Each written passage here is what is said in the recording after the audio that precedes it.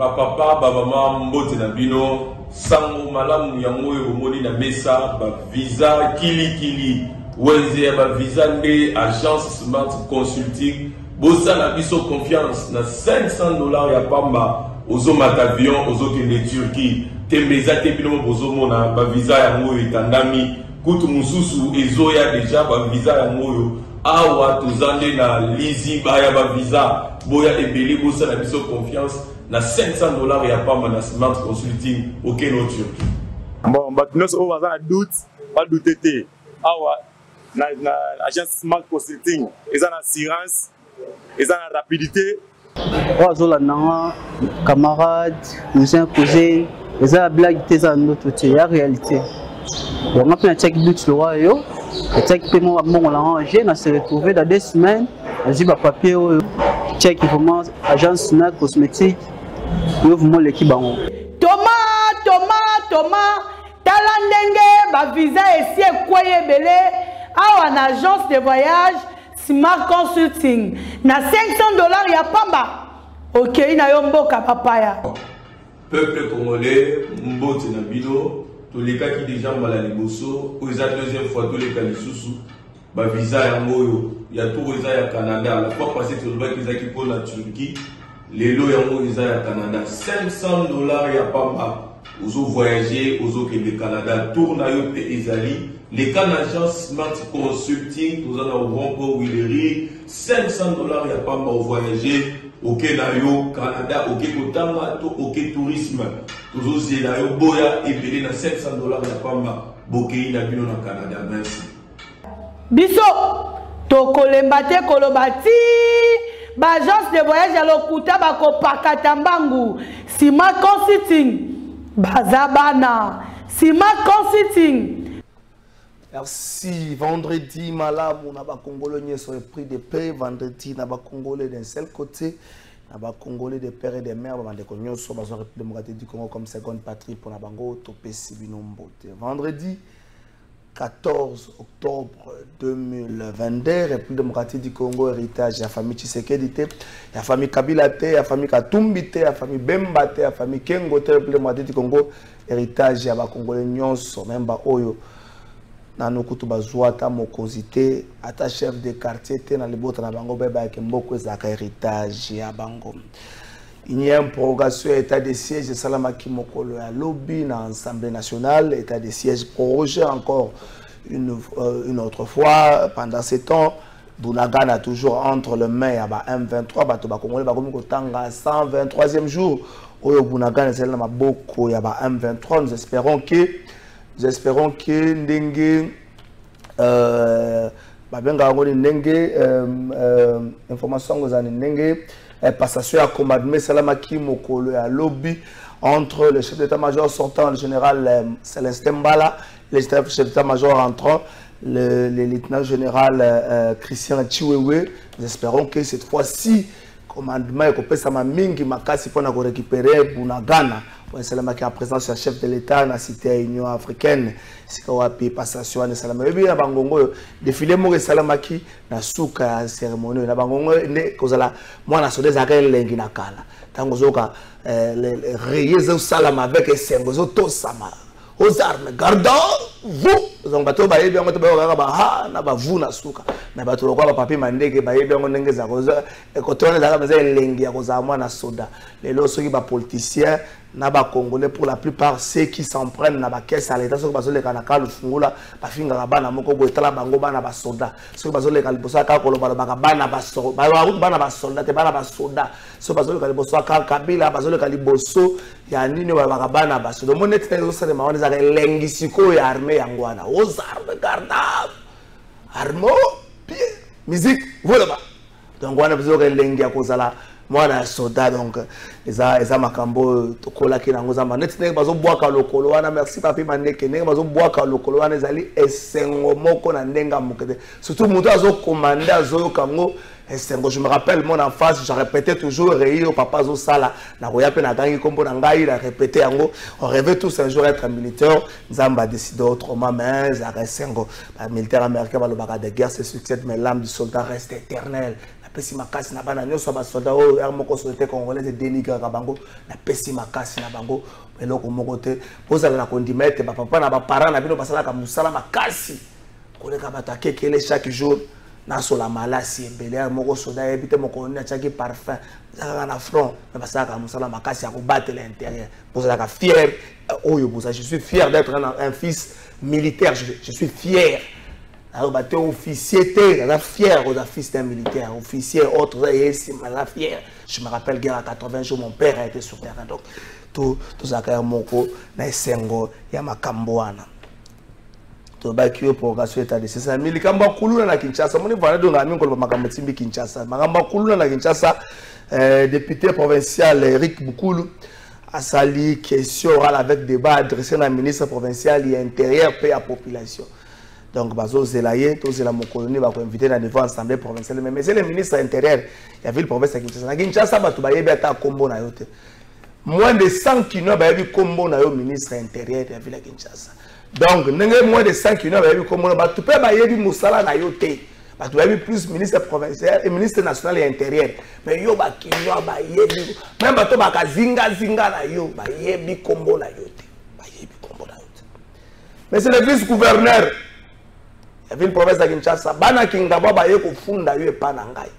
L'État nazo ko ndaka ko vérifier information mais ba yeko funda yo na epana ngai bana kingaba. Ba le bozo bongo zo longo ba epap na ntsela zo longo ba ko se kufa sa malamu.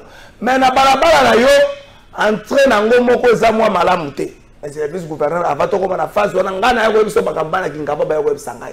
Na balabala na yo entrer za mwa malamu te. Soki mbule beti mwa sala boy mais kana no ko bongisa. L'État a vérifié le week-end, mais la belle année, pour la Kingabwa, par le Béli Kambango, moi, Mingi. Na sima ya ko visiter, mokolo ya lobby jeudi, cimetière ya Kintsuka. Gouverneur à ville province à Kinshasa, Gentini Ngobila Mbaka na regret nyonso. Atali amoni ndenge batu batongi na site ya cimetière wana a décidé ko banda mercredi la semaine prochaine démolition ya banda ko nyonso etongami na site ya cimetière ya Kintsuka. Donc, bandeko botongi na cimetière à Kintsuka, bandeko bozala bandaku na cimetière à Kintsuka, na site ya cimetière. À partir ya mercredi prochain, bakoya ko buka bandaku na bino. To boy bwana phrase o l'État ta la biso bakambo l'État te. Nanya tinda ki yokuna. Na bengi pe bourgmestre a commune ya Monga Fula na sololi na ye. A lobby ya solo avant que tout gouverneur akende kuna, ye akendaka déjà kuna ko yebisa na bandeko botika kotonga sa site ya cimetière. Mais bandeko ba mona yo bourgmestre le rôle kaka ndenge wana bakipaki était lobby gouverneur a confirmé yango à partir de mercredi la semaine prochaine bako buka bandaku na site ya cimetière ya Kintsuka. Donc soko tongi kuna o to yebisa ki yote biso to yebisio kotonga kuna te longwa na esika wana bako buka yango soko vanda kuna yo moko na ngonga oyo ye bako milongolaka na esika yango. Azali un musicien de Renault, un producteur au même moment, Atia Kibisolobi, Azali Bongo, Verkis Kiamwanga na Mateta, Bazako Benga Wanzola Nzimbo, DVV, VV Center, Akufa Kimokole, à Lobby, après une très très longue carrière musicale, Akufa carrière musicale de producteur, Akufa Kimokole, à Lobby, dans le cas ça, il y a des condoléances, il faut que Verkis Kiamwanga Nazali, Moko, il y a Congo, dans le cas ça, il y a des condoléances. Mon mboka tout matubwana komi boye message de condoléances. C'est avec tristesse que j'ai appris ce jeudi 13 octobre 2022 au centre médical de Kinshasa le décès de Mbuta Kiamwanga Mateta Verkis, grand médecin de la musique congolaise, encadreur de plusieurs groupes musicaux et de jeunes musiciens de l'époque. C'est d'une fils Congo, était aussi éditeur des disques de la maison VV Center dès les années 70. En ces moments difficiles, je tiens à présenter à toute la famille, à la communauté musicale congolaise et à la communauté Congo mes sincères condoléances. Je partage ainsi votre peine. Wenda Kiambote Mbuta Muntu Yemvunda Mungemba Yamfumu, fait à Kinshasa le 13 octobre 2022 à tout Matubwana Nkulu, qui est gouverneur honoraire du Congo central. Voilà le cas ça. Il y a ma condoléance, mon amboka tout Matubwana présenté ma condoléance na libota ya Verkis Kiamwanga na libota balanganze nyonso pe na bane Congo nyonso oyo babungisi moko na bango avant to yamba invité na biso ya mokola lelo to kozala no elenge moko bilenge bakomi ko s'organiser et biso to comme na village ya ba élection ba nyonso ba s'organiser au moins na ba mama ba s'organiser na ebite ba s'organiser ka po basala ba vote moko utile to ba s'organiser ka po ba miteka mwa malamu po moina ke chasa to na République démocratique du Congo ndenge parti politique comme ko sala ba projet na bango to ko sala meeting les 3 to sala meeting le 23 octobre par exemple so to tiembongo à location ya bakiti to tiembongo ya location ya podium to tiembongo banino to tina mbongo à location ya bato mbongo à location ba ndeko yo ba zo pesa 5000 francs par personne za mbongo ya location ya bato ba prévoir ki budget moko pour la location ya bato bilenge basangane na lingomo ba bengi rassemblement des jeunes conscients pour le développement na beaucoup c'est RJCD asa na porte-parole na bango andeko Salomo Diangi Tukulu azali porte-parole na bango basa na sortie officielle na bango mokolo ya lobby samedi 15 octobre na Rekinal na Lemba na commune ya Lemba Rekinal soko na rond-point à monter vers intendance à Rekinal za kuna basa na sortie officielle ya wana mbi ndeko Elenge Salomo na pesi ombote ndeko Elenge. Bonjour ndeko Kalafai. RJDC ezali lingomba na RJCD plutôt ezali lingomba na bino toyebani na lingomba wana. RJCD est un regroupement de jeunes. Les jeunes ont comprendre que la politique est comme si na ba intérêt na bango moko. Donc on dit que mona mutu aye aza opposant mais aye na ba vision et manipuler population plus jeunesse. Pour mikolo ba fan na ndako. Jeunes les a raté posa jeune to âge aux années à fleur d'âge. Jeunes les a état d'esprit.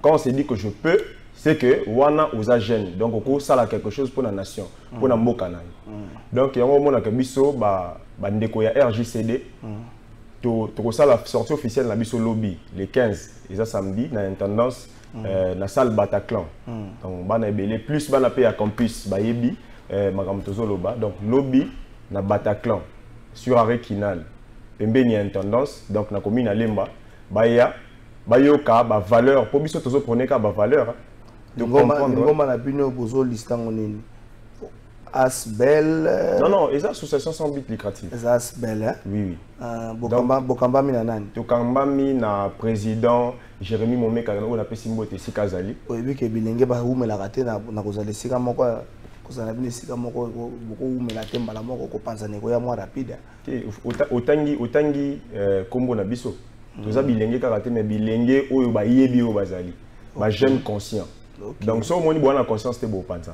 Mettons tous en conscience to yebelo tozo sala to panza na kate po to yebelo tozo luka. Bon millions so zo tourner autour ya développement mboka na biso, intérêt na biso ngwa. Objectif na biso nani? Objectif na biso ezali ko sangisa ba jeune autour ya ba valeur. Donc ça jeune a rola mkana tonga ki ka opposant moko à sa meeting ou soit à tel meeting. Pourquoi le biga opposant? Il faut le ba politicien pourquoi le biga opposant? Na bandi na opposant. Oui peut-être nangana lo peut-être épée mutu mo za na pouvoir. Na est OK. Donc opposant mo ate misika meeting pour na bi ke bat ba makasi na ba marche oya ba contestation za mingi ba opposant. Donc on la mkana to meeting ya politique qui paraga opposant ba koza donc ça dit que ça la meeting politique ba to bazo louer ko to mo mingi za bato ba fo baza na pouvoir po baza na mo mbongo opposant mo ko kem wala meeting ko louer ba ko louer bilenge mais pour na ko salisa ba marche po za na ba bavure ebele mingi za ba opposant ils en opposition donc biso to za ba tout monde to za ba analyste na RJCD tozo conscientiser ba jeunes autour des valeurs ils attaquent opposants no ça mabe ba valeur wani ba valeur lokola ko panza eloko o batongi pona mboka na o ba te o eza intel mais batongi ngo pona intérêt ya mboka tango ça ba marche et kozo panza kozo panza pona intérêt ya mboka na yo tozo panza pona ba intérêt na bango imagine d'ailleurs to yo kalisu non mutako lo ba leki na TV lo ba que non solution pona guerre ici la mboka izangai comment koza yo proposer ne ba perspective quoi na ba contrainte té biso te lo to proposer na jeunesse ils a ko fanda autour ya ba valeur ils a ko panzate valeur ils a te ko lobaté le président mal agi tes valeurs ils a que monsieur le président tu as mal agi tu aurais dû faire ceci il faut beau proposer ka biso to limite conscientiser jeunesse mais ba mambo yo lobeza ebele minde ko kala fay to zande na posa ba ya lobby na adresse o to pesi wana na RJCD ezali na tendance arrêt Kinal la commune ya Lemba et bon ba dirigeant minene bozala wana ba o ba sepeli ko adhérer na gens baza porter la bonne valeur Oui. Le roi va pas au sala. Azala après ça na le pour la banane. Te wana isa surprise. Au lobby bateau. Nazo invité on de ko Kalafai. Naza pour ça oya lobby au mona bateau nyoso boza. Parce que moi je suis chargé. Je suis chargé. Oui, ils ont continué coquet. Et puis le chargé d'inviter, ce n'est pas moi qui suis chargé d'inviter. Donc wana boye bité, wana côté on a Valère ezate. Valère ezali makasi donc invitation na yo peut inviter au Zalawana. Nazo sambela penzo zalana pour oza jeune de Kalafai. Yoka. Yakana biso o comprendre makambo yo. Yoka naza na posa oza na association na binote yoka. Te ozalate mais au participer. Yoka. Tango bolobi boza porteur à la bonne valeur. Pourquoi ça la différence? Na siko bino bozo kanisa ke ba valeur ezate. On sous-entend que ceux qui vont inviter X to Y na décision non taki na réunion. Vous allez débat surtout quand vous avez minene. Bato minene ngoza poza mzoto minene, to poza munene po azamu kolo, to po poza munene poza na mbongo. De toute façon que ça na mbongo ça signe ba bonne valeur te. Alors zela s'il vous plaît. Décision bato boko inviter ou taka na kati ya lingomba moko bo vali na kati ya lingomba mutu mo yoko za tonga na proposer to ben ça X que le bité ah X soit au copain qui s'aime, vu ça, na le comme ça, vous prenez, et vous dites tambola, tu vas voir ça image. Donc, boyebi bateau, oh, bino boko bengi, c'est quoi bateau bo bengi ici. Au-delà la gêne, bozo bengi, ça va quoi dire. Bateau bo bengi, aussi bo solo, la bango bengi batamine, ne banane, tangata moko. Ndeko Kalafai, nazo préciser le lissus. On a chargé la communication, il y a structure. Bateau to bengi ici, muto ça en charge ya ko bengi sa bango azali. Tango royal lobby pour te inviter pour que mon amamo le kakuna. Mais là on a ngina souligner tango lo ba makambo bateau bana ba valeur donc. To ko bengi sa mutu. Yo peut-être moni que mutu ana za valeur to bien avec moni ba valeur to bibino. To lo babiso. To ko bengi sa mutu moko opinion sur le bak azana aza mutu mo déjà pour na ba valeur te na sens wana. Mais to so benga te mutu ka to yebike to benga batu te po bango nde ba opone ba valeur te. Tozo benga bateau bazo adhérer na vision na biso po biso nde bateau tozo la kisaba ninga que biso to comprendre boya bo comprendre bo sala ndenge mo na biso muto azo adhérer na vision na biso yepe akoluka abaki c'est la biso connaissance na ye parce que la jeunesse apprend encore nazo merci nazo banga yo bando kumisa politicien kala mingi to za na maloba bilingo na kumisa jamais politicien et puis non bando za jamais fanatique ya mutu mo boy o azo finga ba politicien ka pona ba sentimenté biso to sala rande analyse au moni vraiment que makambo ezo kende boy to bité ça bon ce qui to moni ozo kende ozo tengama RJCD rassemblement de jeunes conscients pour le développement to ko leka to biso ozo tambola mabe ça là plutôt boy biso nde to na ba perspective pour moni bino bona tambola malamu te to tambola malamu to kende nanu te o to kende na sortie officielle na ko lo ba sans sortie officielle te to kende na sortie officielle tango obeng sa biso lisusu au moins to lo ba bato ana nyos. Merci ndeko na ngai Salomon bobengisi bilenge mokola lobby RJCD boza reprenez ba valeur sortie officielle la mise en mokola lobby na rekinal na salle Bataclan bilenge boyo bokozwa ngonga bokende koyoka bandeko na bino bilenge bokabola ne to lobaka lingala bosombiki nyama kanisi na bango bozwa oya moto ya bo jojo boyo ko joje bo discuter o boyo ko discuter ndenge ba yewana amona ki yesu te ba na parole d'évangile te oyo bazoloba bino pe boyo ko loba ngo bo partager c'est en partageant les boyo ko trouver boyo ko zo ba décision mais ceux qui bo partager te boko zo ba décision te mais nazo banga makasi ndenge na mona elenge Salomo azoloba nazo banga makasi azana ba ligne ya tata moko boye na yebi ya politique nazo banga makasi jour na ko mona bino ya wa nous soutenons telle personne politique ceux qui telle personne politique na ko benga na plateau ndenge ko banya na eso kata bima. Parce que les bonbons ça a différence. Nous sommes tel na bengani on a plateau. Il faut soutenir plus la valeur parce que côté qu'on a mogoza lokola makambo ya koliana komela côté qu'on a peu de valeur que ce soit dans l'église, dans la société congolaise, dans la musique et autres peu de valeur. Lorsque vous laissez libre cours na injure, na insulte, la diffamation na makambo ça mabe ba valeur les amis. Donc mon tata mo mukolo s'est fait appeler pasteur avec na ba médias dans ba réseaux sociaux, pour cela ko sala ko finga kana ko le ba intimita ba to. Mon tata qui s'est fait appeler communicateur d'un parti politique entre guillemets avec na télévision ko finga kana ko sala ba to makambo lekuta. Au mon politicien parce que moninga lobby X a la capacité à rencontrer na argumentaire aye abandi ko finga le côté comme belembo comme melime le comme na journaliste alongo na ndako na sokola ye elo ko sala eza ko finga batu ko za kisala batu ke ya comme ça makambo bongi to combattre alors so boza elengo s'inscrire na logique ya batu bazo combattre makambo wana to tambola elengo mais so za kana liste na plateau na ngoko ya ka susute pe to mibeli adie merci na onde ko Salomon ngele ki lobby to bengi sibilenge to kena régie ministre Tony Mwaba akendaki zela. Ministre Tony Mwaba azalaki na Kasavubu. Ça qui visite surprise moko botala makamba mona qui peut décider sur ma kezali fermeture ya école wana bano bazotanga na école ango aba orienter bango na ba école mususu gratuitement ate école ezaki prévu mais ba orienter bana ba gratuitement na ba école mususu po esika bana na bazotanga kuna toke na régie.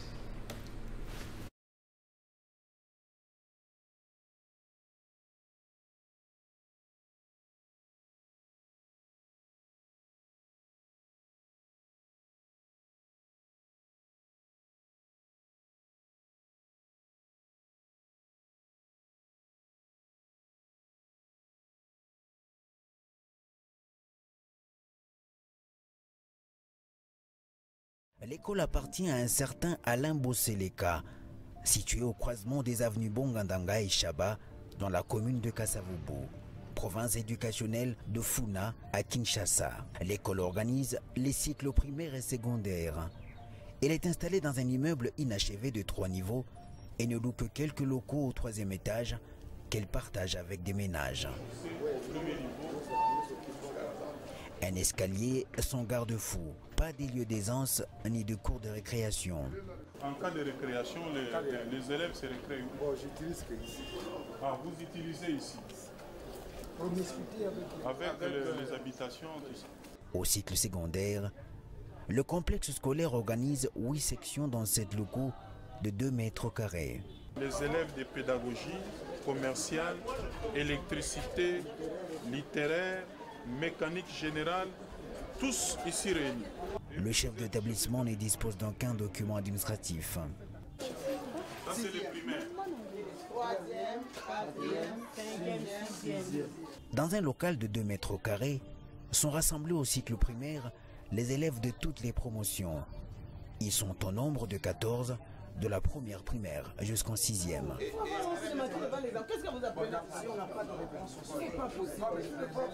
C'est un élève le plus âgé qui occupe ses collègues. L'enseignant est absent. C'est lui qui donne cours là maintenant, il n'est pas là. Les professeurs de première année n'est pas là.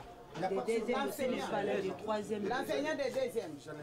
Dans un autre local sont également réunis les élèves de toutes les sections et options où les cours d'actualité est dispensé par un enseignant très zélé. Les électriciens, les techniciens de formation. Et les autres? Il n'a pas de charge horaire. Il donne cours aux élèves de 3e des humanités, soit 5e secondaire.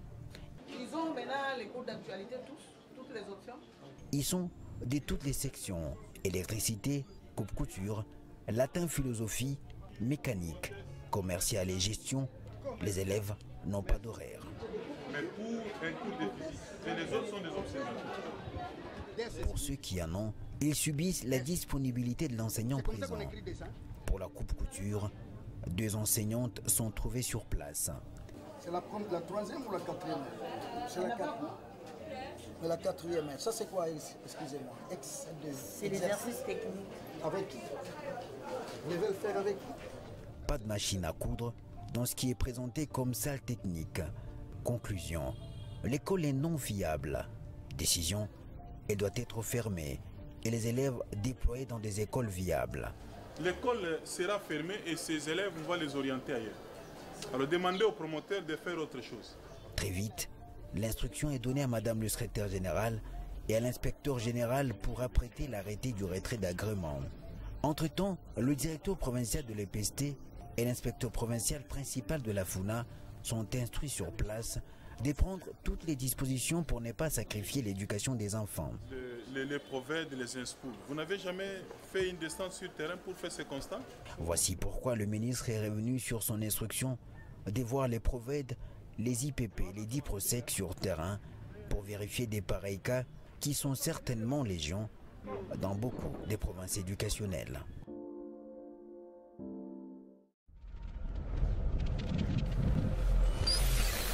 Merci, Andeko Bino Moro Bomoni. Vraiment, école à boyer. École à boyer.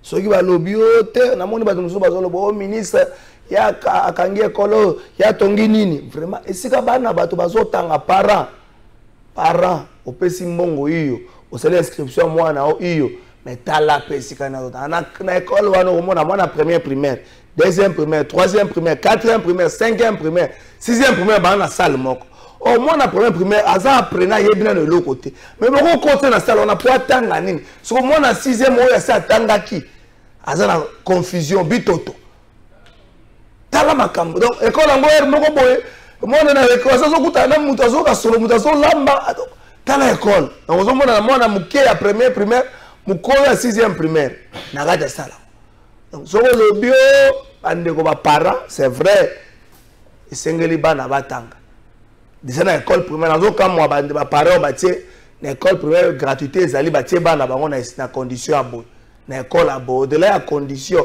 mais enseignant mon enseignant moko azo tangisa moko ba salle ba classe nyonso na bana première ti sixième primaire enseignant moko aza enseigner à deuxième to à troisième ezo banate wande ba enseigner ba saka succès makasi na quartier wa bana ba otanga na système ya LMD bana wana ba otanga na système ya LMD zo ba na classe te yo tanga kaka kota LMD mona G1 na G na G3 abozabino soka ndenge moko LMD tokeka totindika makamne ngwana eza malamu te ministre Tony mwa ba félicitations na musala wana école wana ekangami kuluna na Kinshasa ko sila ndenge nini est-ce que c'est par cette interpellation ya ministre provincial il y a intérêt de tout aussi ça coule.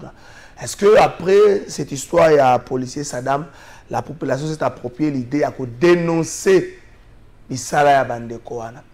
Est-ce que la police a aujourd'hui plus de moyens pour na rebondisa bandeko bakuluna? Est-ce que la police aura que général Stéphano Kasongoloba qui bazwa 20 000 chaque mois pour na travailler frais de fonctionnement 20 000 pour une si grande ville le roi Kinshasa, est-ce qu'ils allaient suffisant pour la police attraquer Bakuluna? Le Cambouana, Torolobelango, on a la téléphone pendant 5 minutes. 5 minutes, on a le téléphone. Kuluna tosu ki sayango ndenge nini. Il y a des quartiers où Yomikolo balala kalisusu te. Ba vanda kalisusu kimia. Tso komi, so to za mo na moi journée ba to baza mo ala. So ba to ko maka 17h ba to komi ko banga. Bazo côté la bato. Ezana kimbanteke, ezala na bumbu, ezala na selemba na makala. Bazo kote na bato likamba kuluna solution ezoe banate. Solution nini? Est-ce que la population pas ali prête ya ko dénoncer? Population zo banga nini pour dénoncer? Est-ce que ce qu'on dénoncer bakuluna bako balukela yo, ko la protéger te et dénonciation na yo ndenge ni bakuluna bako yeba ke yo ne dénoncer ki bango. Est-ce qu'il y a des complices na ngamba ba service de sécurité na biso? Motuna wana tuni na population congolaise nazo fungola téléphone na numéro o ya 081 na numéro wana ka 082 plutôt na numéro 082 nazo fungola téléphone ko sala ndenge nini pona ko sukisa likambo ya kuluna ko sala ndenge nini est-ce que toke na yonga ka bongo ou encore tout vendre la biso na ndenge wana na ebité bonjour ndeko trésor dossier ya ba école to lembi ministère aya ministre aya pe na badading surtout na zappé aleka na nukotanga kombo na ngai te po toilette kombo toilette moko ba enseignant bana ba élève solo na quartier moyen te ah ba ndeko ministère EPST bon ndeko EPST ka toilette okoleka kuna na école wana ebisi bango ke non papa toilette na bino ba enseignant ba élève moyen te oko pasa bango sango bo alobi na zappé na côté ya badading na zappé alobi toilette ya école wana moyen te ndeko oyo sunga OK kuna oyebisi bango na kimia to pe soki makoke ezali osungi bango po bato bazokende kuna ezali bana biso po ete toilette wana ezala malamu to OK na régie to kozwa bon ndeko appel à liboso ekoti to koyambaye appel à liboso ekoti. Allô bonjour ndeko. Allô ndeko trésor. Oui bonjour ndeko. Bonjour. Oui. To ça la nini pona kosukisa kuluna. Papa Guy Oui papa Guy. Oui. On a Kuluna va proposer l'Assemblée nationale va faire la loi. Kuluna crime. Ce sont des terroristes. OK. Ah donc, va traiter Bango comme des terroristes. Donc, Kuluna va traiter les terroristes. C'est que Kuluna fait. Hein? C'est comme le droit de l'homme de Bango. OK. Ah. Merci papa. Ah. Quand tu as ma peine de comme sous. Pour na papa loi moko salama na niveau Assemblée nationale oyo et qu'on peut ça ma casque et qu'on a soyez bakangi ba traiter le quoi terroriste c'est pas musala ba ça ça musala ba terroriste to ya mande comme ça. Allô bonjour Ndeko. Allô Bonjour Ndeko. Bonjour. Oui. Pour aller nous na possible ça ngonde. Longo kende musique à télévision na yo. Commandant ville. Ndeko s'il vous plaît. Allô. Commandant ville à la chef. Il faut commandant ville à la service moko ya sécurité privée comme service de renseignement privé na ba quartier nyonso ya ba commune nyonso ya Kinshasa pona nini service de sécurité et renseignement ko sala ce sont eux qui vont maintenant commencer à leur donner des renseignements pour na ba kuna au bata na ba quartier. Donc c'est un peu ça.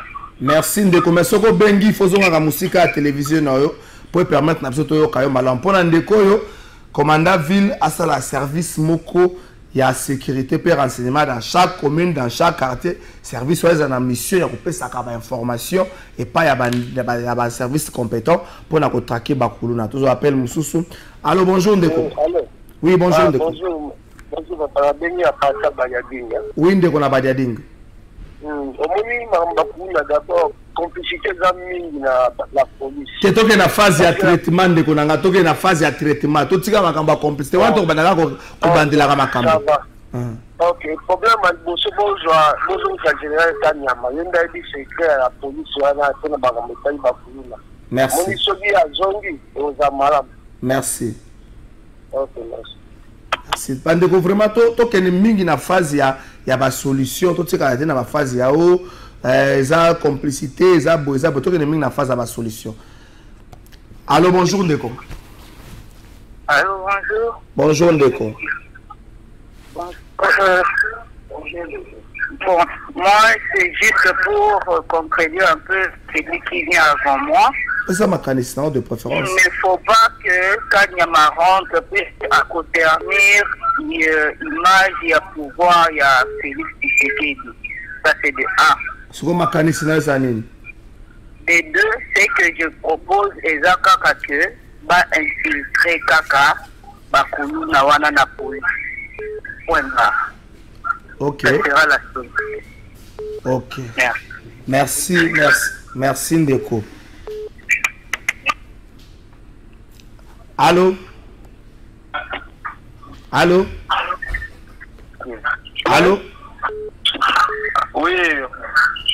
Oui, bonjour Ndeko. Tika zonga musika à télévision na yo pour permettre na biso to yo kayo malamu. Wa Ndeko soko bengi biso e ba ko zonga musika ya télévision na yo to pour diminuer volume pour to yo kayo malamu. Donc Ndeko balobi te proposer loi moko zanatanga message eza tout ça la police a luka bango soki babomi bango baboma pe bango j'ai pas compris. Allô bonjour Ndeko. Allô Ndeko. Oui Ndeko. Omoni makambo salema omoni ya kolona wana ni bato bakangaki avant-hier na mombele wana baza ba innocent la police na biso azo signaler bakolona proposition za nini? Proposition za nini? Proposition za nini? Donc pour ngai il faut pas voter loi pas na kata batona makolo batika la bainapte libele puisque quand bazo sala biloko wana ba parana bango ba yibi misana mabe ya bara na bango. Merci Ndeko. Kata to ya mapela suka bongo to zwa tomate Ndeko kali na plateau. Alors bandeko mususu balobi bakata bango maboko bandeko mususu balobi ba komisa bango ba inapte bandeko makamba balobi eza mwa mingi tozo appel ya suka. Allô bonjour Ndeko.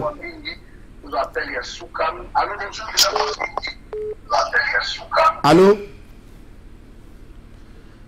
Alors donc je vois que tu es en régie pour la seconde fois tout à l'élément oyo juste bongeli élément ya kalilo là tout à l'angle permettre na to ko tsande ko kalimeto ya m'appel ya suka. Allô.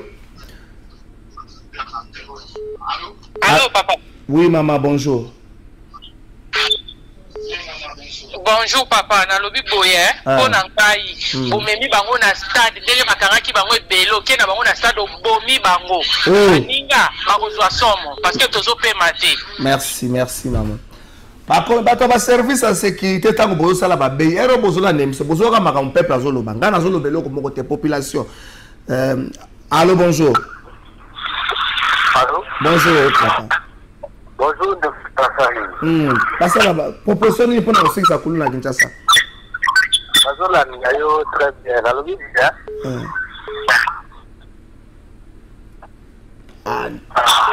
ndeko toujours kayote Maurice Gigandou, monsieur le directeur de programme ya Congo Web to senga na proposer monsieur élément ya Kalilo la bongo to ko ba émission.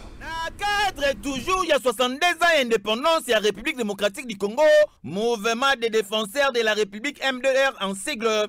Oh, Yekumba Maka, et pas Yemoko, le très puissant Kalilola, a Sangisaki Bamama, ya komi na Selembao, na salle Obozali Komona, pour na Kosolola Bango, sur impact, il y a indépendance na République démocratique du Congo. A Betela Kikbango Lisolo, Kolongwa 1960, Tina Moya Lelo, esika RDC outi na esika tokomi. Bino moko boyebi développement ya solo evanda kepa ya ba mama ba solo lindenge nini ba mama ba koki kotombola mboka ba koki kozwa engagement pour na développement ya République démocratique du Congo na période otozali na yango. Loko les alaki fait ba mama bazui na maboko ya le tout puissant Kalilola ba maputa s'il vous plaît veut dire à la ba mama. Na même occasion a installé Ligue des femmes, ya komi na Selembao, oye kokumba mabongo epa madame Expérience Landu, pe mobilisation, et kokumba mepa mese mabanga, kaka nenge bozali komona, bazui ba insigne ya parti, yoka communication oyo.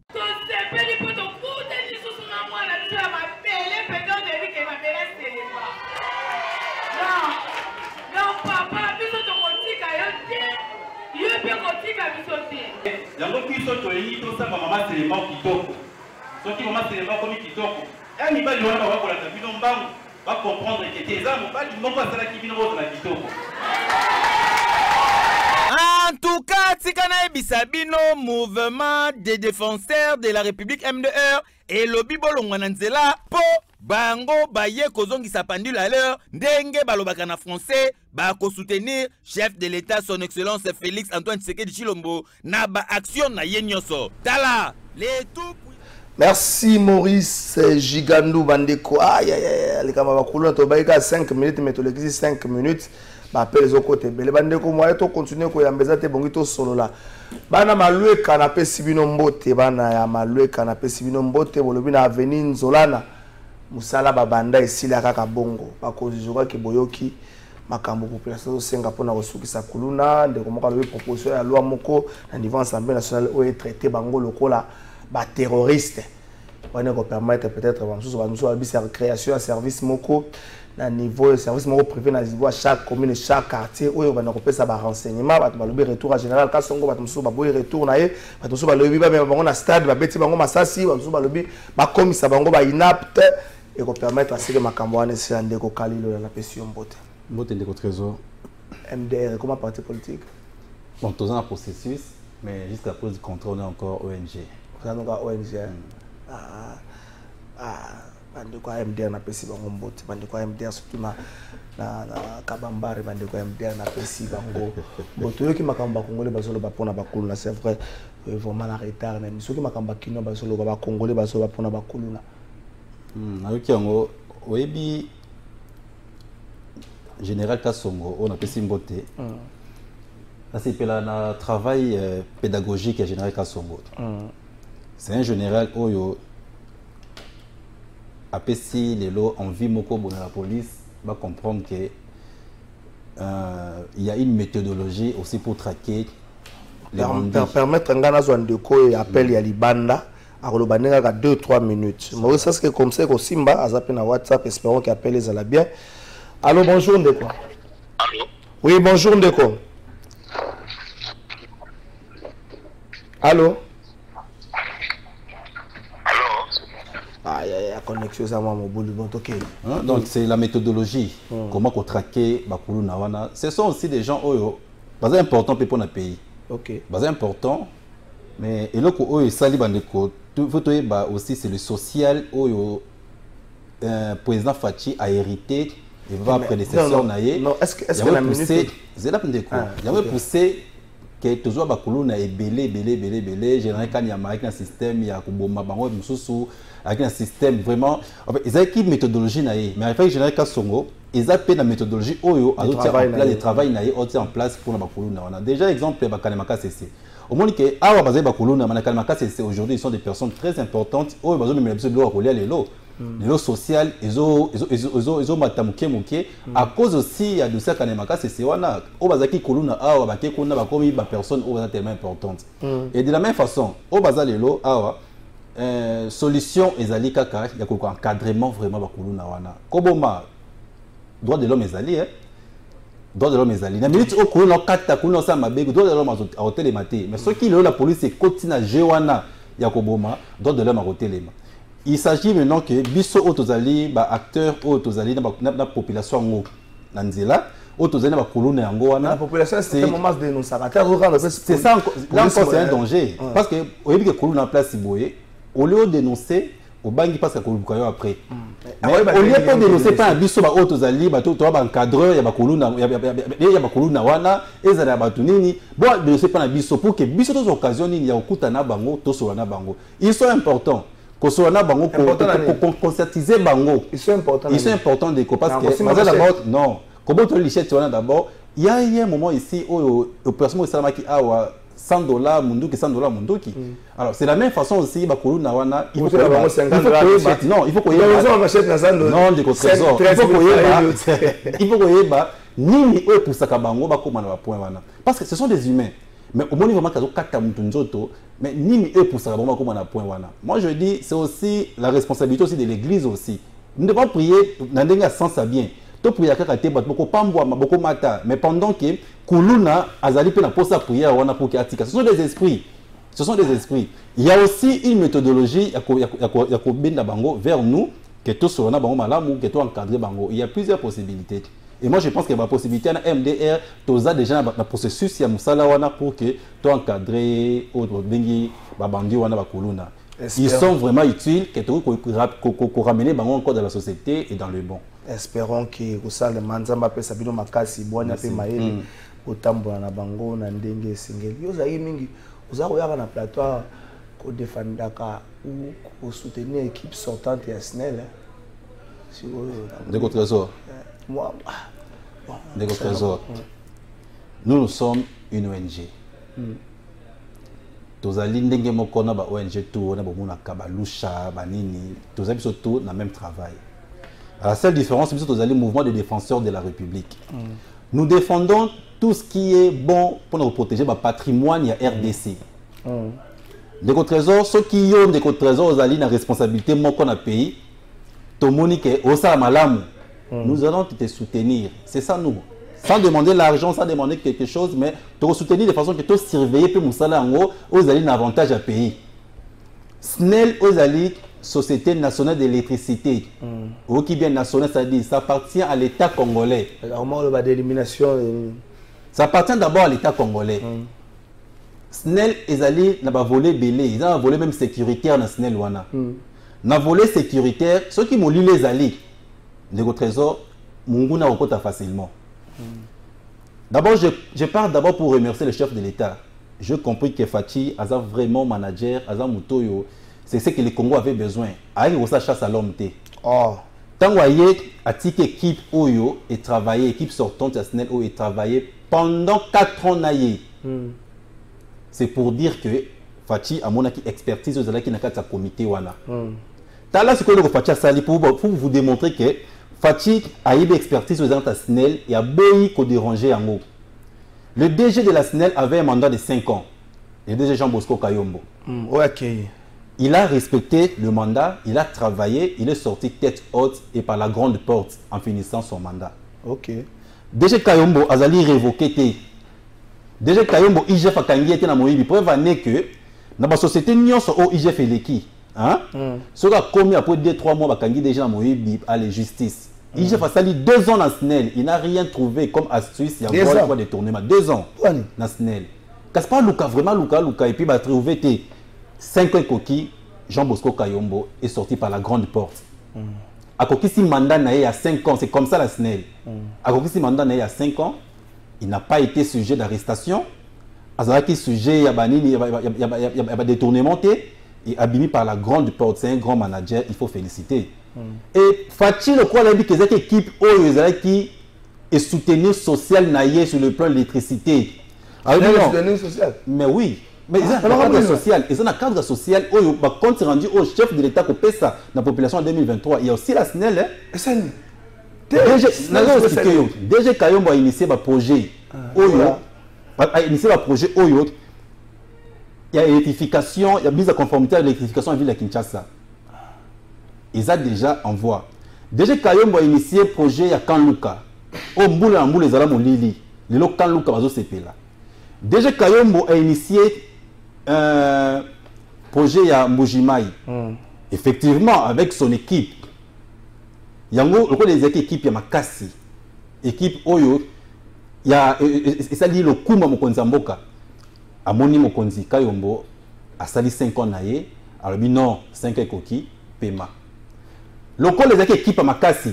Tous les gens qui ont Senayo, Toko Misaye, Mokonzi. C'est juste un changement, il y a jeu. Bazui DGA. Parce que DGA a hérité management, il y a Venaye. Pourquoi on va Venaye? A hérité management, il y a Venaye. Donc, comme à chaque occasion qu'on travaille avec un grand manager, Papa Bako Sabinoté, c'est un grand gestionnaire. C'est un expert que le pays doit encore avoir besoin. Même la SNEL là doit encore avoir besoin. Et Azui changement quand Azui DGA que je salue. Fabrice, oui, on a fait grand manager les sous. On a manager les sous. Parce que non, pas de problème, pas de problème. C'est un grand manager a hérité management, on n'est pas venu à Kayombo. De quoi travailler qui n'a grand. Et là on dirait les lots, ils ont occasion de travailler na Fati.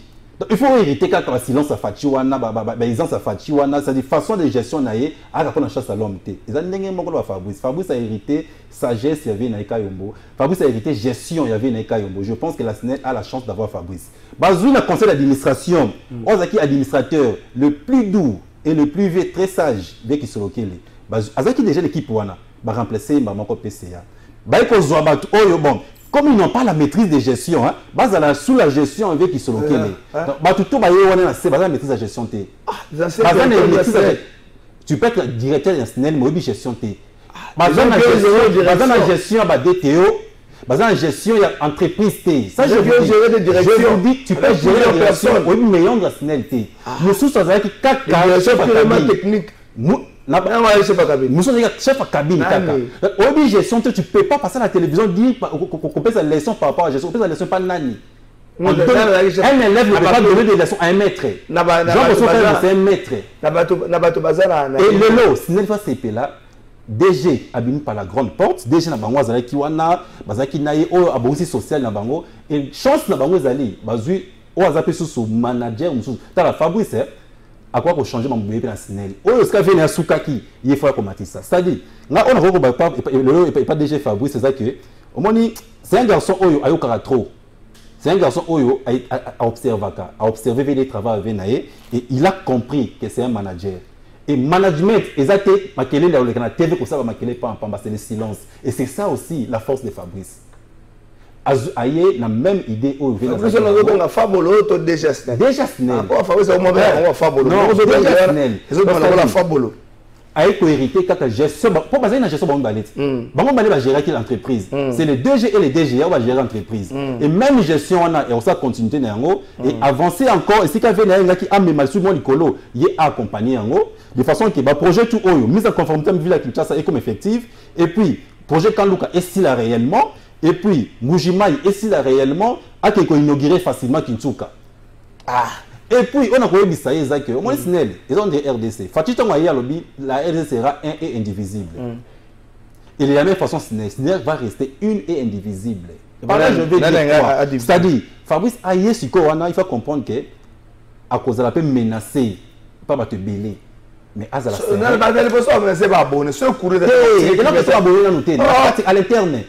il faut à comprendre que n'a qu'à diriger entreprise tout congolais botalanga lelo et aya na façon qui il y a dit héritage ce qu'on héritage qui aventure au bout aventure mais Fabrice a héritage qui est pas venaye ozaki DG on va travailler qui naie très bien avec beaucoup de sincérité a héritage qui ba valeur et ba valeur wana ne sai l'autre agence NEL bazaka un paiement té agence NEL la socialité agence NEL bien soigné de la même façon il faut accompagner moi je vois d'abord Fabrice qui se loquer les journalistes population autour na bango et ba toujours souvent ba besoin les cas ça ba maîtriser rien tu peux être directeur national mais quand tu n'as jamais géré l'entreprise de quoi la gestion tu ne peux pas dire des choses que tu ne maîtrises pas donc c'est ça au gérer qui va singa mais au gérer qui va papier qui va gestion vraiment solo vraiment va contrôle gérer qui en côté et ils ont meilleur makasi polémique que salama qui na ma nomination mais je vois que polémique en aussi n'ango peut déjà rapporter à DGA polémique que salama qui mais on peut plus revenir sur ça polémique en aussi moi je dis moi j'avais déjà dit aux gens polémique qui il y a bateau bazar soifé du pouvoir et au qui vient au paniquer non. Moi je dis la politique, papa Trésor, ils arment il faut s'en épée une aisance. La politique, tu ne peux pas passer à la télévision, on maîtrise beaucoup sur le bâti, on maîtrise bien. C'est ça aussi le problème avec nos politiques aujourd'hui. Et ce n'est pas intéressant. Non, monde de réseau quota, nous avec beaucoup d'aisance. Dans la côté politique, il pour la télévision. Non, moi j'attaque les idées. J'attaque les idées. Quand je soutenais l'équipe là sortante, heureusement, Fabrice Ayewana, c'est pour dire quoi? J'ai soutenu et DG Kayombo et Fabrice parce que c'était leur équipe. Une équipe qui était combattue, mais une équipe qui est sortie tête haute. Et prévané, Bazum Oazaki Bosso, 5 équipes papa Pema.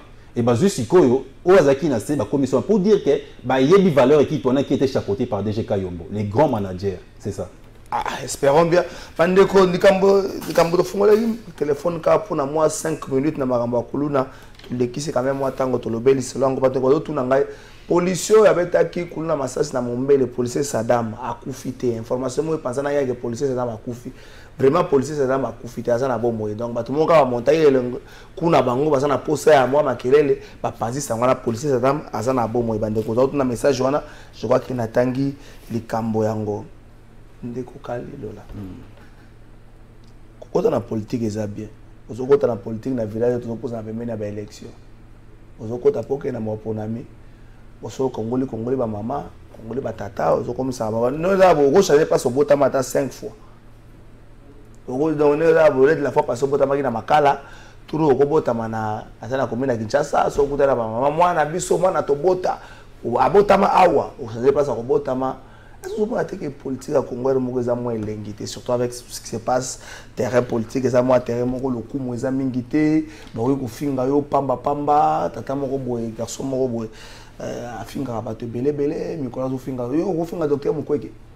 Le trésor, c'est que le mot quoi, la côté politique, mais moi j'aime les ons, hein, et ça a un mot c'est qu'il faut personnalité ça là. Mais belé au côté na politique ezaki pona bazaki na wana azaki na nzala nanu azaki vraiment na nzala et politique pour luka kwanga mais ngana et politique nazala moi kwanga déjà donc que lukate vraiment que non ndenge ba msusu ba na politique ndenge wana par là je veux dire que d'abord image wana ezaki image au Salamaki na Selembao depuis le 3 juillet ezaki image à Selembao biso to ça bato to vivra déjà na population. Et comme ça, la population bolamu et aussi il faut na zalakaka na politique parce que na bani ko ça bolamu na politique na nté. Alors les 22 on a okende les ressources na makala na commune na makala na okende parce que je dois avoir un contrat avec un hôpital pour nous soutenir ba maman ba to bazali vraiment dépourvu de moyens de façon qui base soins de santé. Et dans ça là on a moyen de bord o ya biso moko to na poste mon côté. Tout ça là pour que to sunga bandeko. Et tout qui ne peut que sur bango par rapport à la réalité de les pays. Dans le cadre il y a sensibilisation, on va comprendre que ma pour la mesure qu'il y a. Mais il faut bailler bas, pour la nani, au moni, qu'on sensibilise déjà la population comment faire des choses. Tout ça déjà on est là pour la macambouana. Naï n'est que ça politique était pour que Naya koluka kofinga bat na télévision. Docteur Denis Mukwege c'est un grand.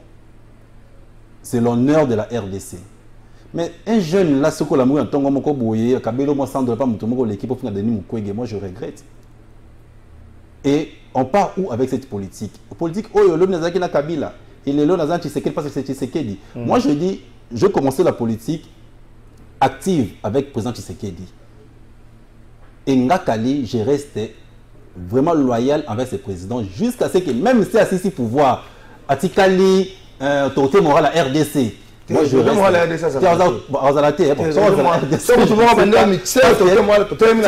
Autorité morale à RDC. Il y a approche de Fachiwana. Toti Kaka approche à Fachiwana. Ceux qui Kabila longue politique, ceux qui ont longue comme ça Kabila, natiki politique, mais ils sont là toujours. Ils sont là toujours.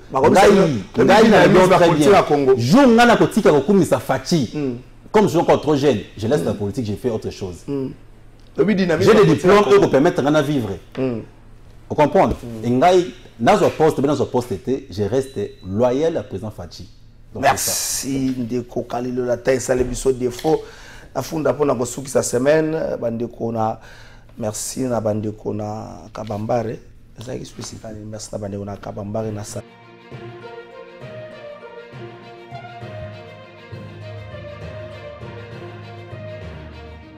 La funda sigoma. Vraiment mokonzi ekolo. Au fundo na batu na funda lelo population de Sengia. Na mutazu jouer na ya zuni na tant papa comme retourner situation ya famille moi no afunda ka batu. Merci tata mokonzi ekolo moi no afunda ka batu aye. Ko funda ya lelo monsieur le président de la République bakino batindinga na tuna yo. Babina funda te mena tuna yo. Eloko ni nezo zanga po kuluna esila. Tata mokonzi ekolo bakino babito rappeler yo. Kanisa siko kuluna wezalaka yo fosa la marche. Osali appel ya marche osali opposition. Bimisi batu me bana kuluna ba bimi pe mwa muke. Nenge nini eko sala. Kuluna leo na Kinshasa explication la te kuluna ekomi partout. Même dans des quartiers hyper koloba kuluna na mamo butu soko kuta na bango ko so pe bango. Na ma campagne kuta na ngo na pigeon partout Kinshasa so épargné te. Eloko nini ezo zanga po kuluna esila. Batu na Kinshasa fête comme le roi bana couvre-feu. Kolekisa 22h biso kolekisa 22h lala na salle. Po nini okuta na bango. Ozo banga. Est-ce que bato zo mona liboso police to kuluna? Nanya eloko nini ezo kangama po kuluna esila. Eloko nini ezo zanga. Soki bato chef d'État yo funda kano bango. Yebisa biso to bango. Komisa to banda kobena bango. Oh papa c'est la biso kuluna. Bakina bango mi ko banga. Ne na zo lo babo. Na yebisa ba kuluna ba kobikisa ngai ko funda lelo esila.